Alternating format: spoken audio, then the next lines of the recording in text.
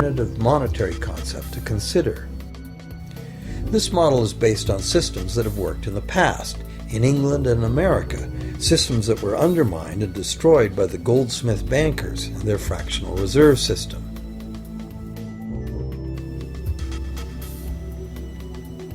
To create an economy based on permanent interest-free money, money could simply be created and spent into the economy by the government, preferably on long-lasting infrastructure that facilitates the economy, such as roads, railroads, bridges, harbors, and public markets. This money would not be created as debt, it would be created as value, that value being in the form of whatever it was spent on. If this new money facilitated a proportional increase in trade requiring its use, it would cause no inflation whatsoever. If government spending did cause inflation, there would be two courses of action available. Inflation is equivalent in effect to a flat tax on money. Whether the money goes down in value 20% or the government takes 20% of our money away from us, the effect on our buying power is the same. Viewed this way, inflation in place of taxation might be politically acceptable if well spent and kept within limits. Or government could choose to counter inflation by collecting tax monies that it then takes out of use, thus reducing the money supply and restoring its value. To control deflation, which is the phenomenon of falling wages and prices, the government would simply spend more money into existence. With no competing private debt money creation, governments would have more effective control of their nation's money supply.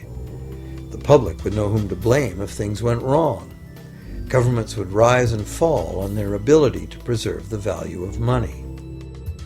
Government would operate primarily on taxes, as it does now, but tax money would go much, much further, as none of it would be required to pay interest to private bankers. There could be no national debt if the federal government simply created the money it needed. Our perpetual collective servitude to the banks through interest payments on government debt would be impossible.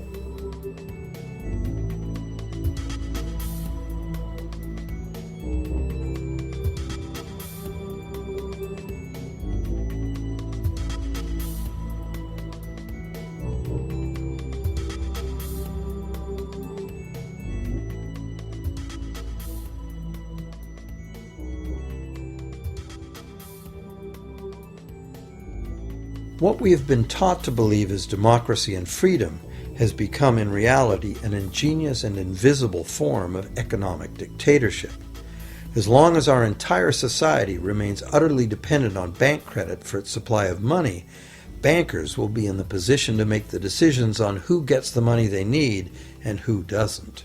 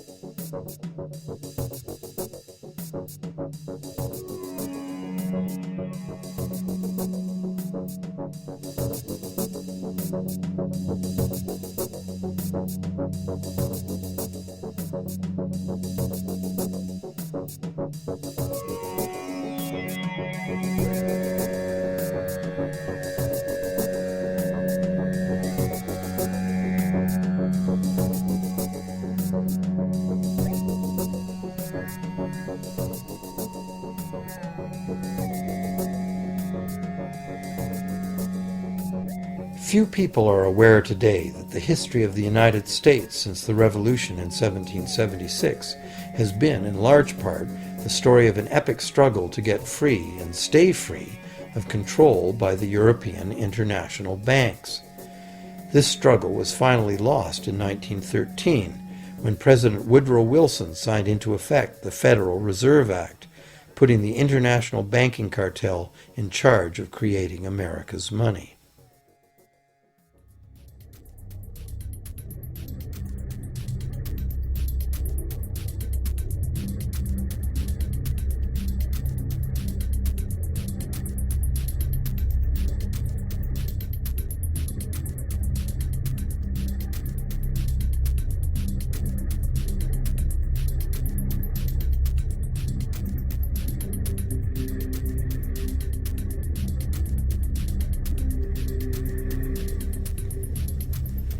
The power of this system is deeply ingrained. So is the educational and media silence on the subject. Years ago, a Canadian Deputy Prime Minister surveyed scores of non-economists, both highly educated professionals and common-sense people on the street, and found that not one of them had an accurate understanding of how money is created. In fact, it's probably safe to say that most people, including the frontline employees of banks, have never given the matter a moment's thought. Have you?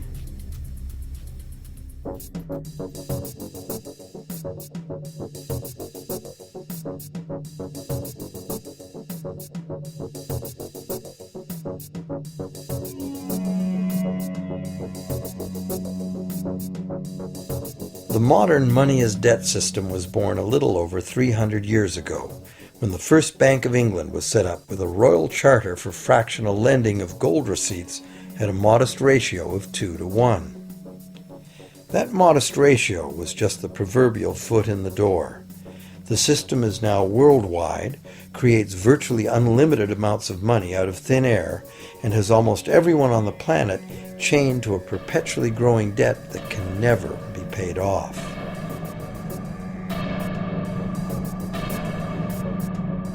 Could it have all happened by accident?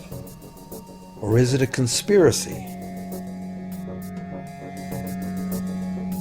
Obviously, something very big is at stake here.